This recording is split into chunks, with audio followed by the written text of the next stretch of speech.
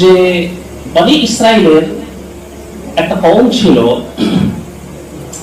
সেই কওমের একজন তালুত বলে একজন ছিলেন। তিনি আল্লাহ তাবারাক ওয়া তাআলা একজন নবী ছিলেন, হযরত হিজকিল আলাইহিস সালাতু ওয়াস সালাম। বনি ইসরাইল গোত্রের লোকেরা নিজেদের নবী হযরত হিজকিল আলাইহিস সালাতু ওয়াস সালামের কাছে আবেদন করলো যে আমাদের জন্য একটা বাদশা নির্বাচন করে দেওয়া হোক, যে বাদশার তত্ত্বাবধানে আমরা জিহাদ করব এবং আমাদের শত্রু পক্ষের সঙ্গে আমরা লড়ব, আমাদের জন্য একটা বাদশা নির্বাচন করে দেওয়া হোক। তো হযরত হিজকিল আলাইহিস সালাতু ওয়াস সালাম তখন আল্লাহ তাবারক ওয়া তাআলার নির্দেশে একটা বাদশাকে চয়ন করে দিলেন। তার নাম ছিল তালুত। তার নাম ছিল তালুত। তালুতকে আল্লাহ তাবারক ওয়া তাআলা বাদশা হিসেবে নির্বাচন করলেন। যখন তালুতকে বাদশা হিসেবে নির্বাচন করা হলো, তখন বনি ইসরাইল গোত্রের কিছু মানুষ ছিল, একটু হঠকারী মানুষ ছিল, হঠকারী কওম ছিল। তো তাদের অনেক মানুষ এতরাজ করলো, আপত্তি করলো যে তালুতকে আমাদের বাদশা করা হয়েছে, তো এটা কি রকম ভাবে মেনে নেওয়া যায়? এক নম্বর হচ্ছে তালুত ভালো বংশের ছিল না। দুই নম্বর হচ্ছে যে তালুত মালদার ছিল না, ধনী ছিল না, গরিব ছিল। হযরত হিজকিল আলাইহিস সালাতু ওয়াস সালাম তাদেরকে বোঝালেন যে দেখো, তালুতের মধ্যে দুটো জিনিস নাই, ঠিক আছে। এক নম্বর হচ্ছে উঁচু বংশের নয়, নিচু বংশের। আর দুই নম্বর হচ্ছে যে সে ধনী নয়, বরং গরিব। তাহলে মালদারের দিক থেকে কম এবং বংশের দিক থেকে একটু কম পর্যায়ে। কিন্তু তার মধ্যে আর দুটো গুণ আছে, যে দুটো গুণ থাকা হচ্ছে বাদশাহের জন্য জরুরি। সেই দুটো গুণ তার মধ্যে বিদ্যমান। আল্লাহ তাআলা বলছেন যে ওয়াকাল লাহুম নাবিয়ুহুম ইন্নাল্লাহা ক্বাদ বা'আসা লাকুম তালুতা মালিকা ক্বালু আন্না ইয়াকুনু লাহুল মুলকু আলাইনা ওয়া নাহনু আহাক্কু বিল মুলকি মিনহু ওয়া লাম ইউতা সা'তাম মিনাল মাল ক্বালা ইন্নাল্লাহা আসতাফাহু আলাইকুম ওয়া যাদাহু বাসতাতান ফিল ইলমি ওয়াল জিসম ওয়াল্লাহু ইউতি মুলকাহু মান ইয়াশাউ ওয়াল্লাহু ওয়াসিউন আলীম।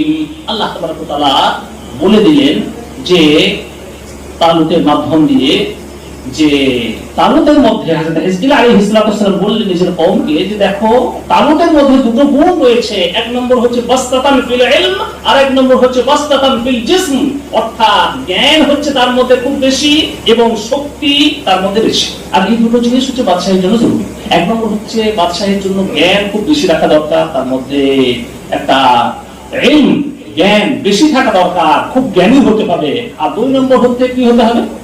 বাসতাতান ফিল জিসম, শরীরের শক্তির দিক থেকে, সামর্থ্যের দিক থেকে সে পালোয়ান হতে হবে এবং শক্তিতে সে অনেক বেশি হতে হবে, তবে সে বাদশাহী করতে পারবে। এই দুটো জিনিস হচ্ছে জরুরি, আর দুটো জিনিসই তালুতের মধ্যে রয়েছে। তারপরে হযরত তালুত নিয়ে চললেন নিজের দলবলকে নিয়ে, আর ওই রকম ভাবে দুশমনের সঙ্গে যুদ্ধ করার জন্য, জিহাদ করার জন্য বের হলেন। বনি ইসরাইলের কওমকে নিয়ে রাস্তায় যাচ্ছেন, যেতে যেতে পথিমধ্যে একটা নদী পড়ল। নদী পার হতে হবে। তখন তালুত নিজের কওমকে বললেন যে দেখো, আল্লাহ তাবারক ওয়া তাআলা তোমাদেরকে একটা পরীক্ষা করতে চান, একটা তোমাদের পরীক্ষা নিতে চান। পরীক্ষাটা কি?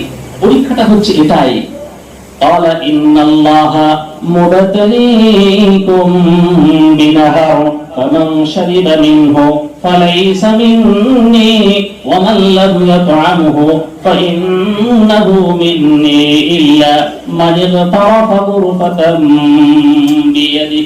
আল্লাহ তাআলা হযরত তালুত বললেন যে সামনে একটা নদী আসছে, ওই নদী থেকে কেউ যেন পানি না পান করে। পিপাসা একটু যেটুকু লাগছে একটু সবর করবে, তোমরা একটু ধৈর্য ধারণ করবে। আল্লাহ তাবারক ওয়া তাআলার পক্ষ থেকে একটা কঠিন পরীক্ষা। আমরা সকলে আছি, পিপাসা লেগেছে আমাদেরকে, কিন্তু আল্লাহ তাবারক ওয়া তাআলার জন্য আমাদেরকে একটু সবর করতে হবে, একটু ধৈর্য ধারণ করতে হবে। আজকে মুহররমের রোজা কাটলো, রোজার মাসে কষ্ট হয় না? কষ্ট হয় না? অনেক সময়, আজকে হয়তো একটু ঠান্ডা মৌসুম ছিল, হয়তো কষ্টটা একটু কম হয়েছে, কিন্তু অনেক সময় গ্রীষ্মের প্রখর রৌদ্র, সেই রৌদ্রের সময় আপনার রোজা রাখতে হয়। আবার তারপরে আপনার কাজকর্ম আছে, কাজকর্মে মানুষ কাজকর্ম করতে হবে, কাজকর্ম করছেন আর প্রখর রৌদ্রের মধ্যে আপনার কাজ, আর ওই রকম ভাবে রোজা রাখতে হয়। কষ্ট হয় না? অনেক কষ্ট হয়। তাই বলে কি দিনের বেলায় আপনি পানি পান করে নেন? করেন না। কেন? আল্লাহ তাবারক ওয়া তাআলার পক্ষ থেকে অনেক বড় পরীক্ষা। আল্লাহ তাবারক ওয়া তাআলা বলেন, বান্দা একদম মাগরিবের আযান হবে তারপরে খাবি, তার আগে খেতে পাবি না। এটা হচ্ছে আমার পক্ষ থেকে একটা ধৈর্য ধারণের পরীক্ষা। সেই পরীক্ষা মুমিন বান্দারা, রোজাদার বান্দারা তারা পূরণ করে না? করে না? করে। আল্লাহ তাবারক ওয়া তাআলা পরীক্ষা নিলেন, বনি ইসরাঈলের পরীক্ষা নিলেন। তারও বললেন যে ইন্নাল্লাহা মুবতালিকুম বিনাহার, একটা নদী আসছে, ওই নদী থেকে কেউ পানি পান করবে না। হ্যাঁ, আল্লাহ তাবারক ওয়া তাআলা এতটুকু পারমিশন দিয়েছেন যে এরকম ভাবে দুই হাত ভরবে, দুই হাত ভরে যতটুকু পানি উঠবে ততটুকু পানি খেতে পারবে, এর বেশি নয়। একবার দুই হাত ভরে যতটুকু পানি উঠবে ততটুকু পানি ভরতে খেতে পারো।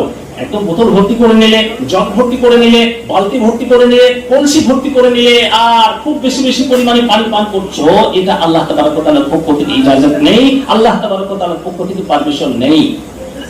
বনি ইসরাঈলকে বলে দেওয়া হলো। কিন্তু ওদের মধ্যে অনেক মান্যকারী থাকে, অনেক অমান্যকারী থাকে। অনেক মানুষ কিন্তু আল্লাহ তাবারক ওয়া তাআলা সেই বিধানটাকে মানলো, আবার অনেক মানুষ মানলো না। নদী পেরিয়ে যাওয়া হলো, যাই হোক, ওটা হয়ে গেল। তারপরে বিপক্ষ শত্রুপক্ষের যে সরদার, তার গান কোরআনে মাজিদের মধ্যে এসেছে জালুত। জালুত, এদিকে হচ্ছে তালুত আর ওদিকে হচ্ছে কে? জালুত। জালুত হচ্ছে আপনার কাফিরদের সরদার, তার সঙ্গে যুদ্ধ হবে। জালুত আর জালুতের লস্করকে যখন বনি ইসরাঈলের কওম যখন দেখলো যে বিপুল সংখ্যায় তারা বিদ্যমান, তখন এরা হিম্মত হারিয়ে ফেললো। বললে যে না, আমরা তো এত বড় সৈন্য আর এত বড় দল, এদের সঙ্গে তো আমরা জিহাদ করতে পারবো না, এদের সঙ্গে আমরা লড়তে পারবো না। তখন তালুত তাদেরকে বোঝালেন যে দেখো, শত্রুপক্ষ দলে আপনার সংখ্যায় বেশি হতে পারে, কিন্তু মুমিন বান্দার সঙ্গে কিসের পাওয়ারটা রয়েছে? ইমানের পাওয়ার আছে না? নাই? ইমানের পাওয়ার আছে না? নাই? ইরান ওই আপনার দু চারটে মিসাইল মারলো, আপনার আমেরিকা ওই সমস্ত ফৌজি আড্ডাগুলোতে দু চারটে যেই মিসাইল মারলো, ট্রাম্প বলছে বাস বাস বাস, থাক থাক থাক, ও বাস যুদ্ধবিরতি। তারপরের দিনে যুদ্ধবিরতি ঘোষণা হয়েছে না হয়নি? যুদ্ধবিরতি। মুমিনের সঙ্গে কার পাওয়ার থাকে? আল্লাহ তাবারক ওয়া তাআলার একটা শক্তি থাকে, একটা ইমানি পাওয়ার থাকে। তবে কখনো কখনো আমার ভাইয়েরা, আল্লাহ তাবারক ওয়া তাআলার পক্ষ থেকে পরীক্ষাও আছে।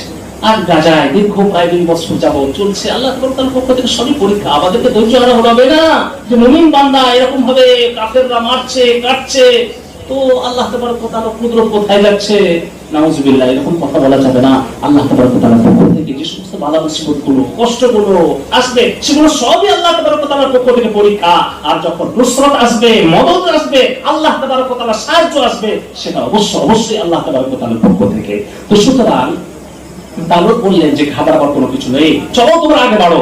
বনি ইসরাঈল কওম আগে বাড়লো এবং আপসের মধ্যে লড়াই হলো, জিহাদ হলো, এবং আল্লাহ তাবারক ওয়া তাআলা বলছেন فهزموهم بإذن الله وقتل داود جالوت وآتاه الله الملك والحكمة وعلمه مما يشاء ولولا دفع الله الناس بعضهم ببعض لفسدت الأرض ولكن الله ذو فضل على